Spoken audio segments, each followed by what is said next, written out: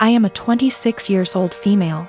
Me and my fiancé, he's 28, been engaged for 4 months. We're planning on having our wedding on October 18th. My future mother-in-law kept annoying me and sending me suggestions for choosing the right wedding dress, and said that she knew better and tried to get me to approve of wedding dresses that she chose. And when she couldn't enforce her decision, she demanded that I take her with me to buy my wedding dress so she could have an opinion. Before I went shopping, I called her to ask if she wanted to come, but started making excuses about how busy she was with my sister-in-law. I went shopping with my mom and I was able to find a really nice dress, although it cost me a little over what I saved up for. But it was worth it. I made some changes to it and it was perfect. It arrived to my apartment at the end of the week. I made sure it was stored in a safe place so it doesn't get ruined. Yesterday, I got back from my mom's house and found that my fiancé wasn't home, neither was the dress.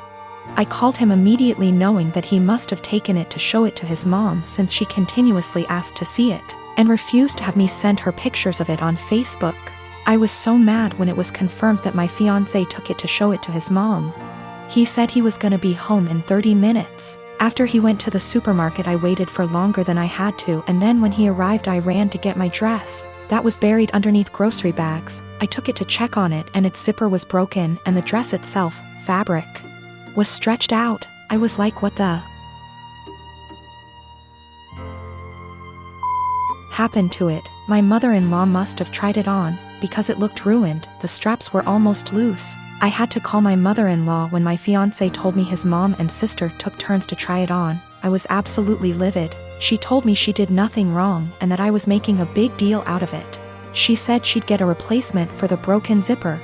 But I told her to pay for a new dress since it was stretched out and no longer fitting. She refused and said that I probably wasn't happy with my dress choice and wanted her to pay so I could get a new one. I yelled at her for trying it on and ruining it. That she and my fiancé were responsible for ruining my dress, so they should pay for a new one. It's done, no longer fitting.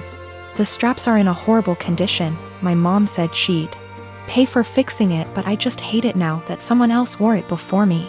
I'm mad at both of them and seriously considering postponing the wedding. I am a 30 years old male, and I got married 2 weeks ago. I was married before, but it ended after I found out that my older brother Thomas, 34 years old, got involved with my first wife. It was devastating because we were close and had a great relationship. I also helped him so much while he was struggling, and seeing how he repaid me hurts to this very day. I stopped talking to him and mom and dad forced me to keep it a secret, and because I was too weak to argue with them, I just kept my own distance. Then I met my now wife. My family loved and embraced her as their own. Mom and dad treat her like a queen, which helped repair and solidified my relationship with them. However, as the wedding was approaching, they told me they expected me to invite Thomas. I of course refused, but they kept guilting me about what the relatives and other guests would think and say when they don't see Thomas there. I fought with them about it till the day of the wedding. Turned out they'd invited him behind my back, but I found out and stopped them in time. They came to the wedding looking pissed, asking what we were going to tell people when they ask about Thomas. I told them I'd take care of it. And what I did was take a moment while everyone was paying attention, grabbed the mic and flat out announced this and said, "The reason I didn't invite Thomas to my wedding is because I was worried he'd steal my now wife just like he stole the first one." I said it playfully to not make it sound so tense, but most of the guests looked shocked and started mumbling. Then it went awkwardly quiet for a moment. Then we moved on, but I saw mom and dad walk out while looking at me grudgingly. Later they started lashing out about how I just exposed Thomas and caused him to be shunned by the family in the most hideous of ways. I told them that I already said I didn't want him there, yet they tried to push him on me repeatedly, saying, "What are people going to say?" So I told them the reason why he wasn't there in a playful way, but they, the guests, still got the message. Mom started yelling about how everyone will now look down on and shun Thomas. She called me pathetic and cruel for still punishing him and gradually ruining his life despite him apologizing and trying to reconcile. But in my opinion, some things are just unforgivable. We've been on horrible terms since then. My wife said at least now they're off my back about what people would say about not inviting him. I am 25 years old, my brother is 22. He lives with me since he moved out of our parents' house. Reasons are irrelevant. I came home to find him with his buddies in my home, getting wasted. I was pissed because he never asked if he could have people over. I'm an adult OP, I can do what I want. Apparently he and his friends were throwing a bullet-dodged party. He had been seeing this girl for a bit. She texted him letting him know that she was pregnant, but planning to abort the baby. She asked if he could financially help her pay for the operation. He blocked her. I was horrified. Apparently he and his brilliant friends decided that she had lied about taking birth control, because it's impossible for women to get pregnant if they're on the pill. I was completely disgusted not only by their ignorance towards birth control and safe sex, but by the fact that he would block a girl and leave her completely on her own to handle a problem that he was at least 50% responsible for. I told him, in these exact words, pack your shit and get the out. Obviously more than this has happened in the past. But this was my breaking point. I had tried so hard to bend over backwards for my baby brother. House him when he was homeless, help him get a job, give him rides, only for him to turn out like that? Nope. So anyways, he and his friends stood there like they didn't think I was serious. I said again, all of you get the out. I don't want to see any of you here again. I told him in no uncertain terms that he needed to collect his things and leave. If he was old enough to make big boy decisions, he was old enough to find a place on his own. He straight up said no. So I lost my temper. I grabbed as much of his stuff as I could, crammed it into a suitcase, and put / through the suitcase outside.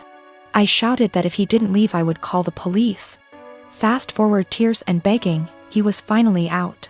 That night I got several messages that I was heartless for making him homeless. The pregnancy wasn't his fault because, 1, it was an accident. 2, they weren't a serious couple so he has no reason to help her. 3, she should have been more careful. I called bull, and said I would never allow someone with that sick mindset live under my roof. I said that he is not my brother and I don't want anything to do with him. My parents, my aunts, and some cousins are with me, but that leaves about 3/4 of the family against me. They think that I should support him because he is my brother. I should have given him time. He's not on the lease BTW.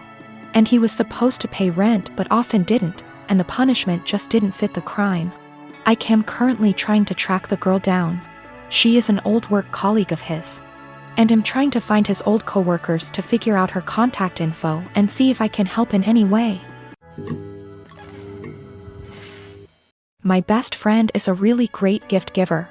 I know that she plans gifts really far in advance and always dedicates so much time and thought into them. And I am so grateful for every gift I have ever received because I know how special they are. She'll often take something small I said from years back and make a really meaningful thing out of it. And I know she enjoys gift giving, and it is clearly one of primary ways she communicates her love for me and others. I just can't keep up. I've never been a really good gift giver. I often really struggle with forming ideas for upcoming celebrations, and until I'm really under the pump. I come up empty-handed until I find something just all right, or I repeat a similar shtick of reasons why I value you, presents. This just means that I feel so much stress every time I have to celebrate her birthday and Christmas.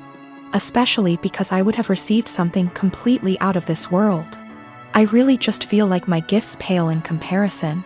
It's getting to this stage where we've been exchanging presents for 8 years and I'm honestly just starting to feel like I'm running out of steam to keep up and continue thinking of other ideas. It is also hard because I'm neither here nor there when it comes to receiving gifts. I can recognize the hard work and love, but I don't need to receive gifts to know that I'm loved. And so I worry that I don't reciprocate my love well enough because my presents never feel at her level. I want to express to her my gratitude for her gifts, but ask that we just stick to one a year, on birthdays. Because Christmas and the occasional Valentine's Day is too much for me. I have been able to move away from gift giving with other friends by just casually mentioning it or just mutually ceasing present exchanges, and we now opt for spending time with each other, something I love. I just don't know if this would be really insensitive or soul-crushing because it's not about her or how good of a friend she is, but really about my insecurity and my differing ways of communicating love.